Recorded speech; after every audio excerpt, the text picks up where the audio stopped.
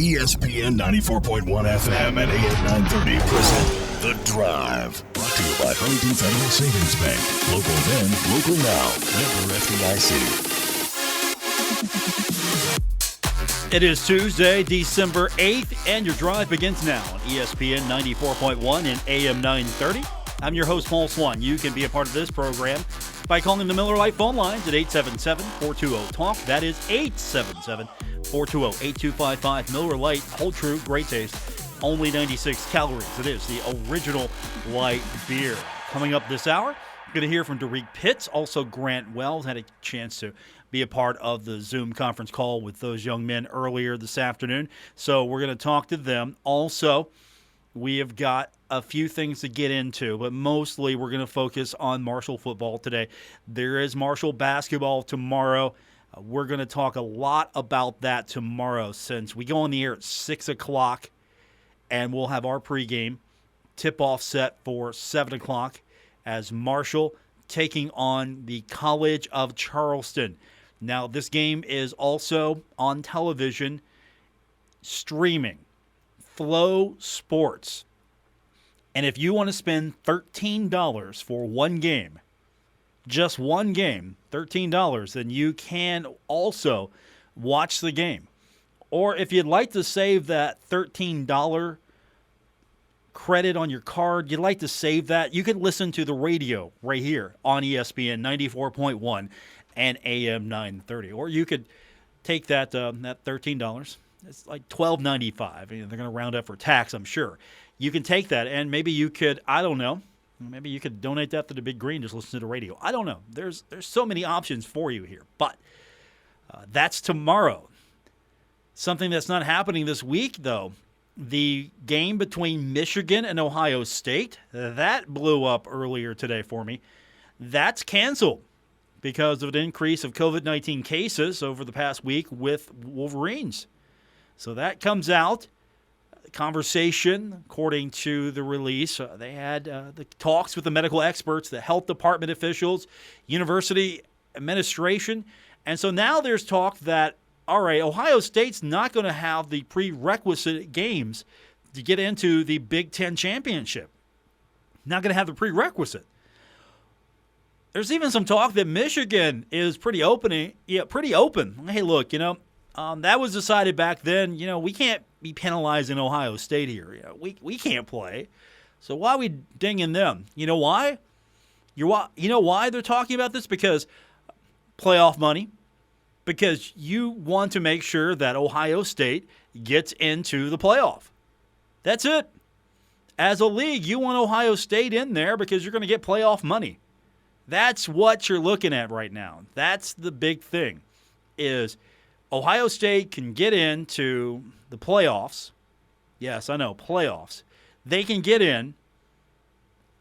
There comes with that money and the opportunity to win the national championship. So, of course, the Big Ten's going to make sure that Ohio State plays in the championship game. Of course, because that's a windfall to Ohio State and the league. You don't want to miss out on that. So that's coming down, I'm sure. Another matchup that a few were interested in, Cincinnati and Tulsa. That game's not going to be played. Again, COVID issues at Cincinnati.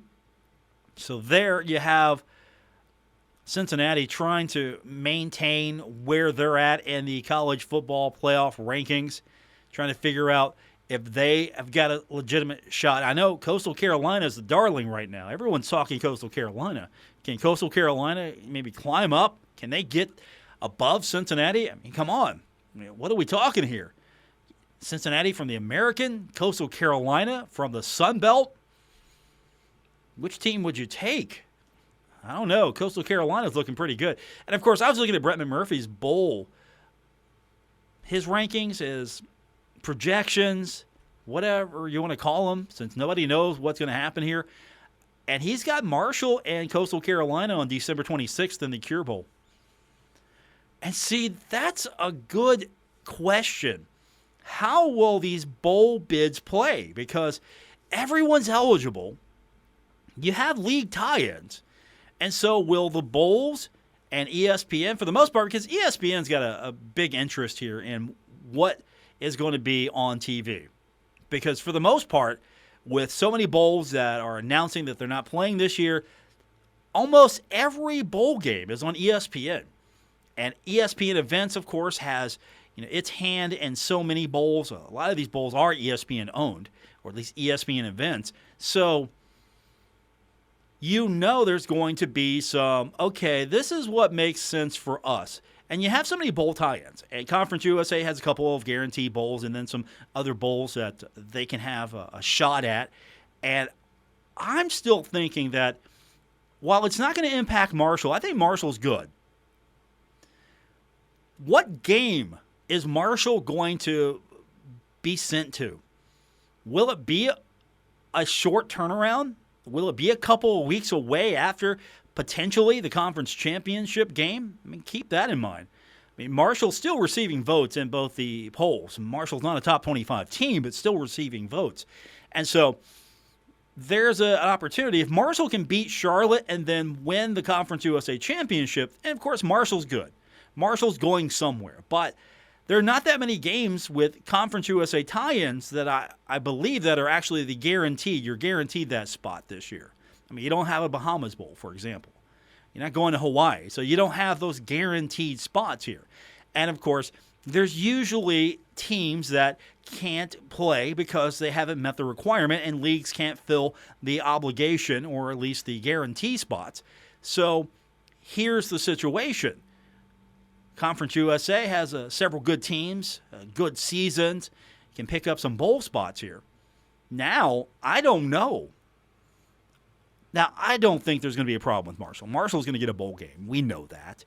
I mean, one loss to Rice isn't going to torpedo the entire season, right? Right? So I'm interested to see where Marshall will end up as far as the bowl games are concerned. But you've got to win against Charlotte. You got to beat the 49ers first. Then you play host to the West Division champion in Conference USA. You win that game, you're the conference champion. Yes, you lost to Rice. Okay, that's terrible. You hate that. And you're going to get over that. You're going to learn from that. You hope to learn from that. You hope that, okay, one ding, one stumble in this year, okay, I can go with that. I can live with that. I'm all right with it. It did not ruin my day. Yeah, sure, I was disappointed too, but it didn't ruin my day. It shouldn't ruin yours. They're going to bounce right back. They're going to take on Charlotte. They remember Charlotte. They know Charlotte's going to be a game that the fans expect them to come out and really play like Charlotte stole from them. Like Charlotte stole from them last year, and now you got them right here. What are you going to do about it? So there's expectations. The herd knows. And we're going to hear later on from Derrek Pitts. We're going to hear from Grant Wells. We're going to get their comments. I'm going to give you the entire press conference today for both. We're going to get the questions. We're going to get answers. We're going to get everything in context. So we'll get that to you later on. We have got some good news today for Marshall defensive coordinator Brad Lambert. He is among the 56 nominees for the Broyles Award. That's given to college football's top assistant coach. So there's some good news there. I thought the defense played fine. All three phases of the game, a lot of work needs to be done here. Against Rice, did not look good. But I still thought the defense, for the position it was put in, did fine. And now you got to regroup. The good news is Marshall already got some prep work going on Charlotte before that game got postponed. That's the good news. So this isn't Marshall going in a short week cold. There's some prep work there. So you have to go back, revisit that, refresh, revise, get ready, work on what you did wrong, work on what you did right. You have all of that. Of course, short week, but still, it's not as if, oh, we don't know anything about Charlotte. So I feel good about that. Or at least I feel good after hearing from Derrek Pitts today and Grant Wells. So I feel good about what they had to say. And, of course, we'll find out. It's coming up. Short week. We go in the air at 3:30. That's our Friday plan. We go on the air at 3:30 for you right here on ESPN 94.1 and AM 930. And finally, before we hit the break, something I want to talk about. Tom Brenneman, a few months ago, on the air, open mic, made a homophobic slur. First of all, Tom's a professional. He has worked at high levels of broadcasting. So Tom should know better. And I'm not excusing what he said. I'm just saying first and foremost, you should know that a microphone is hot. Mistakes are made. I'm going to tell you a funny story real quick. I'm just going to bust myself. I was recording Tony Kemper yesterday, and it took me a couple of seconds to realize, okay, I have him in the wrong slot here. And so he might have said something over the air real quick while we were recording from the studio. And thankfully I caught it. Hot mic. You got to be careful. You have to be careful at all times. Because it doesn't matter. You can have all the opinions you want, but keep them to yourself while you're in the studio with a microphone. So Tom should know better. And the thing is, he had to have felt real comfortable with whomever he was speaking with to be able to make that kind of joke off air, he thought. So he's since apologized. He earlier in this process said he probably would never put the headphones on again. He's got an opportunity here. Play-by-play voice for the Roberto Clemente League in Puerto Rico. I mean, sure, it's not calling Cincinnati Reds. It's not doing that, but it's a pretty good gig. It's a good opportunity for any announcer. And here's the thing. This is going to bring a lot of attention now to the Roberto Clemente League. You know, you're in Puerto Rico. The weather's going to be nice. Basically, it's winter ball. Tom's going to get an opportunity to maybe rehabilitate or at least keep the headphones on, do some baseball. He's going to bring attention to this. People are going to be talking about it. There might be some criticism of it, and that's completely fair because we're only a few months removed from his incident. But still, here's an opportunity for him to, one, be grateful that someone even dared give him another headset and say, all right, here's an open mic. I mean, that's something that you got to keep in mind. This is not something here you take lightly. You might not agree with what I have to say, but whatever I say, I have to take care and not just throw garbage out there. You might, again, not like my opinion, but as long as my opinion is not garbage, you know what I'm talking about. We can disagree. We can agree on football, personnel, things that happen in sports. We can agree on all of that. But what Tom let slip was garbage. And hopefully he's learned from that.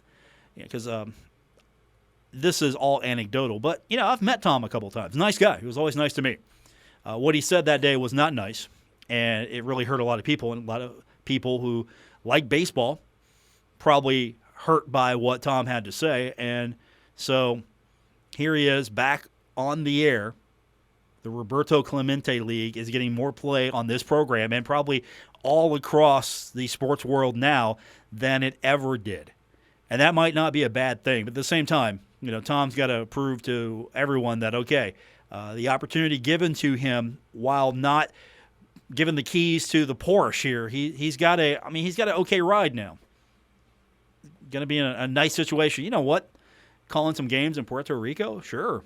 That's a pretty good gig there. So that's where we're at there in the world of baseball. But when we continue, we've got Derrek Pitts. Going to talk to him.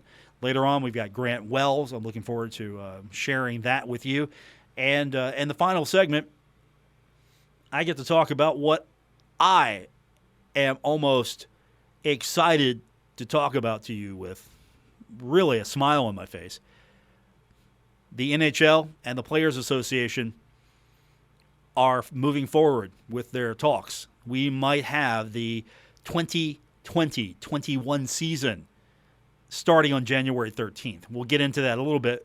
The final segment, we'll save it for you towards the end. That'll be my segment with you, just talking about the thing I almost fear sometimes that I'll just say this. That's the final segment. You have my permission after all the other segments. If you're here for the Marshall stuff, I've got you covered for the next half hour or so. After that, you're hardcore fan of this show, we're going to talk hockey. So that's heads up. That's all I'm telling you. We're going to talk hockey, final segment. That's your warning today. Those of you listening on the podcast after Grant Wells today, you don't want to talk hockey, you don't want to hear it, you can check out on the podcast. For those of you listening live, keep listening. You never know what I'm going to say. It's not going to be Tom Brenneman level. I'm going to say that right now, but you never know what I'm going to say, so stick around. You might hear something you like. You might hear something you don't. Either way, I appreciate you listening to today's edition of The Drive on ESPN 94.1 and AM 930. You're listening to The Drive with Paul Swann on ESPN 94.1 FM and AM 930. We're presented by Huntington Federal Savings Bank. Welcome back. It's The Drive on ESPN 94.1 and AM 930. I'm your host, Paul Swann. Still to come, we're going to hear from Grant Wells, quarterback of the Thundering Herd. But first of all, let's talk to Derrek Pitts. I'm going to be quite honest with you. The way this went today, and I'm going to give it to you in its entirety, not just highlights of it. I'm going to give you the whole thing. The way this thing went today, here in a couple of years, maybe Mr. Pitts is hosting this show with me. We might just give him a day on this show eventually. He was that good. So without further delay, here's Derrek Pitts. And I was fortunate enough to get the first question in today. So I asked him, I said, basically, just wanted to get his thoughts on the fact that you had Charlotte getting ready for them. You had them. You had them on the schedule. You're getting ready for them. And now you had to stop, and now you got them back again. So we go from there as far as, was that an advantage in this short week? Yeah, it helped a lot. We got a quick start on their personnel and, their formation, their what they like to do best. We got that a couple weeks ago, and now it's just time for the game now. So that extra preparation that we put into that week, that we was going to play Charlotte, but I'm going to put into this week. It's a short week, so everybody, all the team, the players, the coaches, everybody's preparing and just getting ready for that Friday game. What can you tell us about them? Just your scout on them. They can move the ball. They can get the job done on all three phases. They're a good team. They got a couple conference wins. They're human on scholarship, so anything can happen even Saturday. But we play on Friday, so it's college football. So we just got to respect our opponents. Is it good that you have such a short week to get over last week and just get right back at it? Did that help? Just having so little time to get ready for the next. Oh yeah, you can just tell just by looking at our players coming in from that Sunday after that Saturday that we fell short on. Everybody that's so anxious to play, man. It's just like we know we let a game opportunity get away from us that we shouldn't let get away. So we're just itching to get back on that field and playing in front of our home crowd in front of the drum. How important is this game personally to you? Charlotte last year, everyone on this team knows. So even the people that weren't here, right. How important is this when it sets up perfectly? They're home. You have everything you want right in front of you. Just for you, what's it mean? For me, it means a lot. We got seniors on this team, and we got a goal and accomplishment to reach the conference championship. And the way we thought about this and the way we planned this in the beginning of the season, that we're not gonna let nobody stand in the way of opportunity of us getting to what we want to get to. Coach Doc Holliday, he drilled that into our heads, and we honestly believe that, and we want that goal, and I'm sure the whole fan base wants that goal, the community wants to go, and the city of Huntington wants that goal. So it's a really important game. It's just not just to win the game, but this game puts us in the hot seat to championship next Friday here, if we can get the job done. So it's a lot of emotions going around, and everybody is so anxious just to play and get the win on Friday. Derrek, for you, the secondary is again going to be a focal point this week. Reynolds can beat you with his arm. He can beat you with his legs, so you might have to fly down at him. Obviously, a really good running game. It seems like this is one of the most balanced offenses y'all are going to face all year. Right. It is. They have a good offense for sure. But how we've been successful these last couple of weeks. Our defensive line, our front seven, man, they just been so chaotic to everything, the pass, the run. So honestly, we haven't really got a chance and opportunity to really showcase our talent on the back end. So hopefully, we get our challenge Friday, and our D line. Our D line and our front seven, they get in that backfield and force some quick throws and quick turnovers for us. We on the back end, man, we just waiting for opportunity to get challenged. We haven't had that challenge yet because our front seven been so great, man. It's blessed to have them kind of guys in front of you that's taking so much pressure off other people, our DBs and our safeties. So we don't really have to work as much, but we still work on the back end for sure. You look at them last year, and Tucker was a guy that gave y'all fits. I mean, it was just every time that there was a swing play, a third down and long or something like that, he was able to either draw pass interference or make a play. How much do you all focus on him, not only Reynolds, throwing the ball, but also Victor Tucker this week? Oh yeah, Vic, he's a good player. We talk a lot about him in practice. We have a game plan, but the main game plan is just worry about us. If it's all about us, we can't lose it. We just think about us. The tempo, the pace is just based off of us. So as we do what we need to do and execute and no MAs and just play ball, man. Just have fun out there. We feel like chances is very high for us to come out as a victory Friday. So we just focus on us and just get the job done. Kind of a dream scenario for you all. I mean, you have the ability. I know last week was disappointing and all that, but looking ahead, you've got a chance to clinch a division championship on your home field and host that championship next week. Yeah, everything starts with our quarterback, man. He's a great player, man. He just threw five touchdowns the week before, so many people don't want to speak on that. We know what goes on in our building, man. So that everything starts with him. He's the motor. We put him in that seat. He's the guy to get everything going. Without the offense, nothing goes. So if he goes, we all go. And no pressure on him. We don't put no pressure on him. We just know that he's a great guy, man. He has the ability to make anything happen. He's a great quarterback. He's young. He's a freshman still, man. He got a lot to learn. He's going to be a great player. Derrek, did you feel the need to maybe rally around him a little bit more with all the noise that's out there? I mean, sure, fans are disappointed, but still, it's one game, and you guys know more about him than anybody. Right.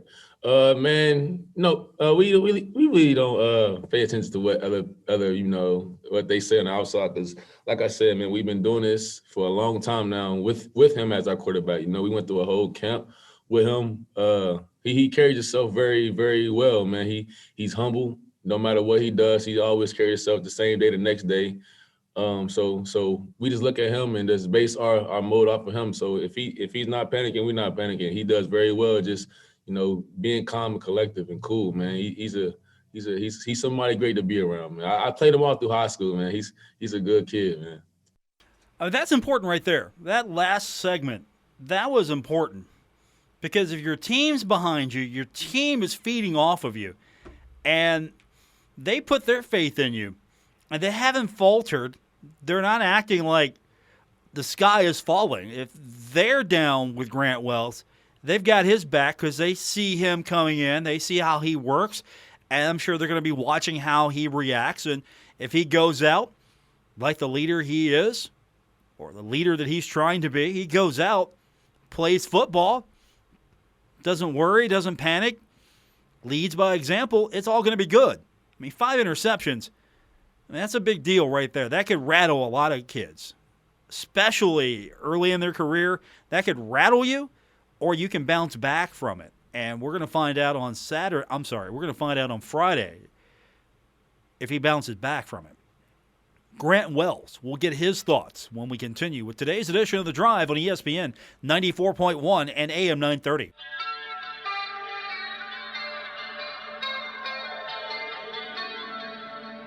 Now, back to The Drive with Paul Swann on ESPN 94.1 FM and AM 930.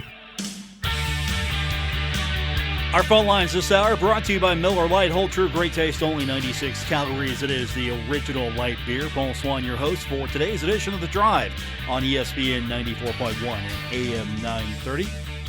Thundering Herd getting set for Charlotte coming up on Friday. The winner of this one will have a lot to say and what happens in the Conference USA Championship. Because if Marshall wins this one, Marshall's going to the championship game. If Marshall gets beat by Charlotte, then there's an opportunity for FAU to slip right in. So Charlotte can play spoiler. Marshall can just lock it down, take care of its business, and move on to the conference championship game. And that is something that is, I'm sure, on the minds of all the members of the Marshall Thundering Herd, including Grant Wells.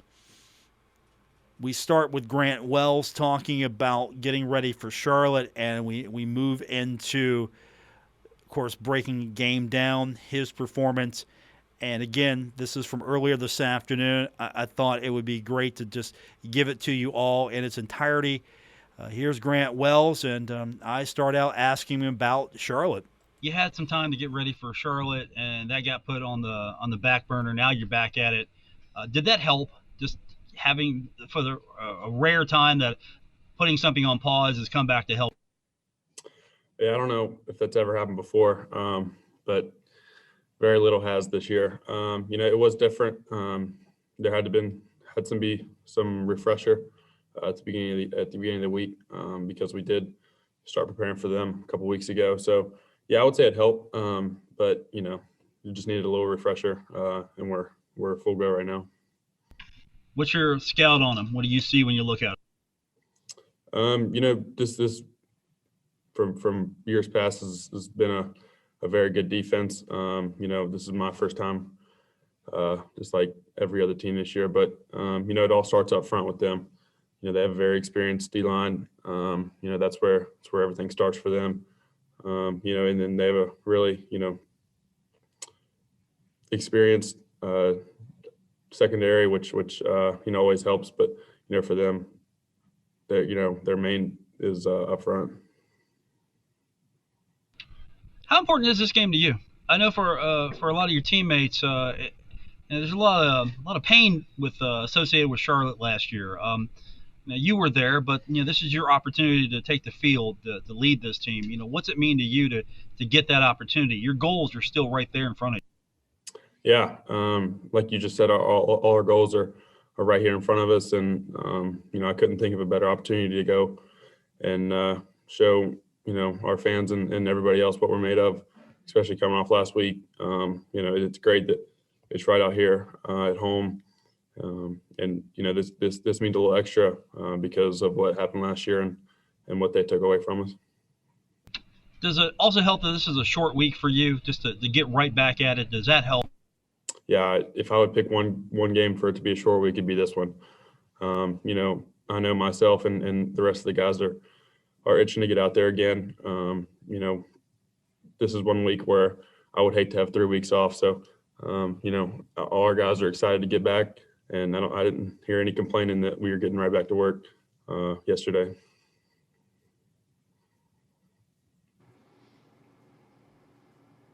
Is this, Grant, for you, is this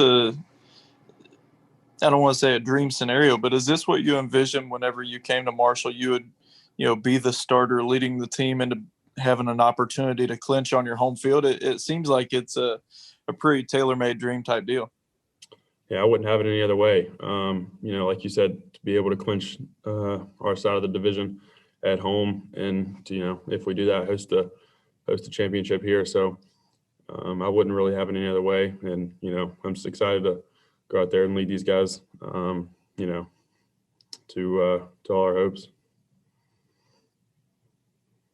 What do you all have to improve on the most from last week? I know that, it's never just one thing. It's probably a lot of different things that factor into some of those interceptions and things like that. What do you all have to really hone in on this week that you noticed on film watching that from last week? It all starts with me. I hate saying that, but that's what I signed up for. Comes with the good and the bad.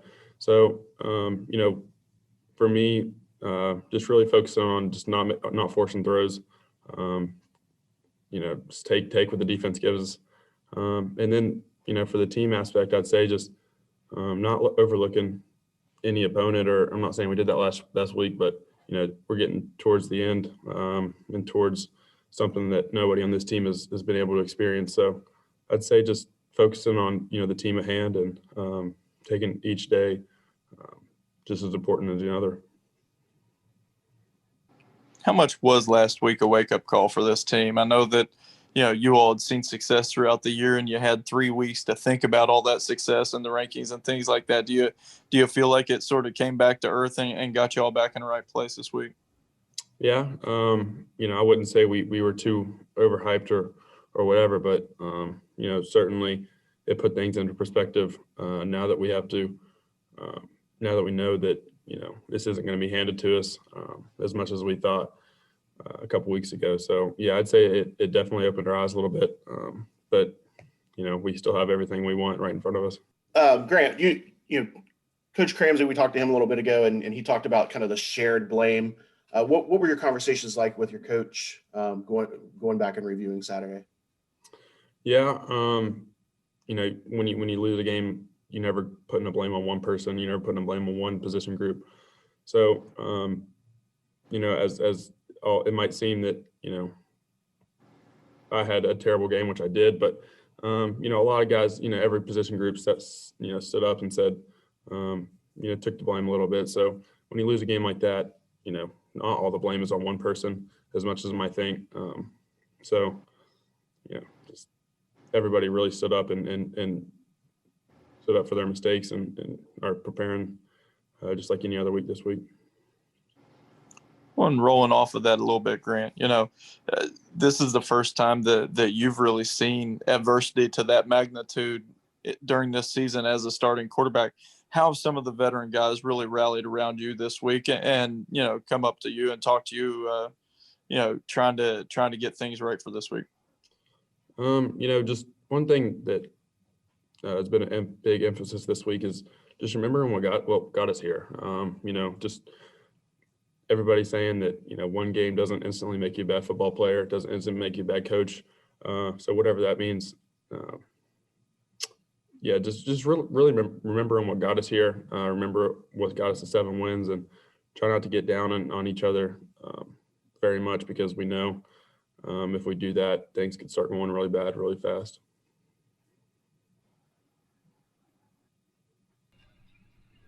And just to follow up on that, you with that adversity, failure sometimes can be a great teacher. What do you think you're going to pull from that adversity? Like I said earlier, just not overlooking each day. I think that's one thing that we can learn from this year. As long as the season might seems like we played our first game 3 years ago, but just not overlooking each opponent and not getting really too gritty to get out there and play. So really just taking each day as it comes and not really overlooking anything. That's Grant Wells. The focus this week will be on Charlotte, but he understands that there was a lot of adversity on Saturday when the Thundering Herd lost to Rice. We'll see how he rebounds and bounces back from that adversity when we continue. The NHL and the NHL Players Association have cleared the way for the season to begin. We'll talk about it when we continue with today's edition of The Drive on ESPN 94.1 and AM 930.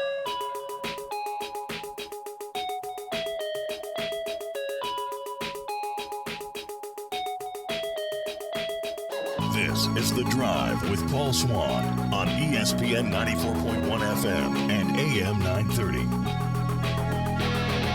We're presented by Huntington Federal Savings Bank. Welcome back to the Tuesday, December 8th edition, The Drive on ESPN 94.1 and AM 930. I'm going to be honest with you. I'm pretty excited. The hockey season might be firing back up real soon. January 13th start date. There's going to be either a 52 or 56 game schedule. They being the Players Association and the league, The sides have been talking to each other since last week. We should have a plan by the end of the week. We're going to have divisional realignment. We're going to have COVID-19 protocols. The schedules are going to be completely different. And so we got to get this thing approved. But I'm interested to see how this plays out, the NBA plays out. And really, I thought that the NBA did a fine job with their bubble. And I think the NHL did an excellent job as well with its bubble. So the NBA in its bubble, the NHL in its bubble, the organizations really should be commended for getting the championships played. And I thought it really set, I think, a precedent here. If you can do these things, you can make this happen, but you're going to have to test. You're going to have strict protocols. And there could be some bubbles, some mini hubs here. There's talk right now that Las Vegas could be a mini hub, a mini bubble. There could be a mini hub in Columbus, New Jersey, looking really attractive right now. And it's all three of these, at least in the United States, because hotels, access to that, and of course, if you're looking at New Jersey, you're looking at the access there. You're going to have a arena that's devoted strictly to hockey. Don't have to share with any other tenant. That means NBA.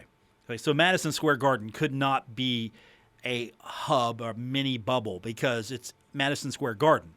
You got the Knicks there, even though you could possibly make some allowances there. It's just easier to have your own facility to maybe lock it down. Plus, and same thing with Columbus. You've got access to multiple sheets of ice. You've got access to a lot of hotel rooms because you're going to have multiple teams. Same thing with Vegas. Vegas definitely has the space, and that's not a bad idea. Canada, a little bit different. There would be a Canadian division here. I don't think you would do this with the NBA. And I don't know if you could.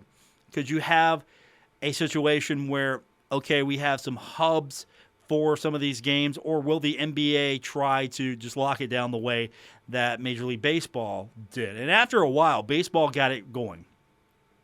And so there's going to have to be a lot of personal responsibility here. I mean, of course, you get the season going. Eventually, if all goes well, vaccination should start to make its way through the population. Now, you still, for months, this is going to be something you're going to have to be aware of for months. You're going to have to be safe. You're going to have to social distance. You're going to have to do all the things that you can to mitigate. And that's the key word here, mitigate. And so I'm kind of excited, though. The hockey season's starting to get back for me. And I don't know about you, but I know for some of us, football has been a nice respite. Heard basketball for others is going to be a nice respite. For me, all those things are great as well. But really, for a while, it was nice to have just streams of hockey games to watch. But I think I'd rather have regular season, get that going again. Same thing with the NBA. That was just fun. It was nice to have that for a while. So, for health and well-being here, yeah, sports. It's supposed to be fun, right? Cathartic. That's what that's about. You shouldn't have angst. It's not fun. If you're all the time mad, what fun are you having? You mad at your team? Yeah, I get it. I get it too. I mean, I'm a Bengals fan. Maybe I've mastered that zen. Maybe I've overcome. I'm a Bengals fan. Don't get too high. Don't get too low. Bad things happen, okay, I roll with it. Good things happen, I roll with it. All right, thanks for tuning in. I appreciate it. Hopefully we had some fun today. We're going to flip the script tomorrow. We're going to have basketball coming up. Marshall College of Charleston. We go on the air with our pregame at 6 o'clock. We're going to lock in. A lot of homework tonight. I got to finish up my homework so we can talk about this game tomorrow. So I'm looking forward to having you back here. 5 o'clock for the show tomorrow, 6 o'clock for the pregame. Pregame also on 93.7 The Dog. This game televised on Flow Sports. Just tune in to us. Save $13. Tune in to us. Listen to the game right here on ESPN 94.1 and AM 930. WRBC Huntington, W227BS Huntington, your flagship home of the Marshall Thundering Herd and The Drive with Paul Swann, ESPN 94.1 FM and AM 930.